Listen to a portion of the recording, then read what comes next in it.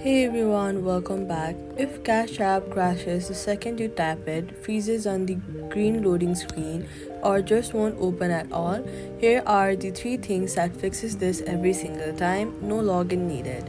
First, go ahead and swipe up and close the Cash App completely from your recent apps.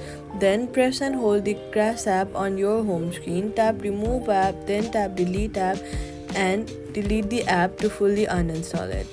Next, go to the App Store and search for Cash App and reinstall it completely fresh. Corrupted data from a failed update is the single biggest reason Cash App crashes on open, and a clean reinstall clears all of that instantly.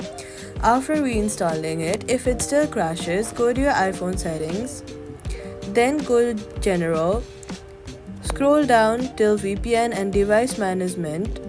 Make sure no VPN is switched on. Cash App blocks VPN connection and crashes immediately when it detects one. Also, in the settings, go to General and then go to Software Update and make sure your iPhone is on the latest iOS version. Cash App regularly stops supporting older iOS versions. So, all you gotta do is delete and reinstall Cash App, turn off any VPN, and update your iOS. One of these will fix the crash. Subscribe for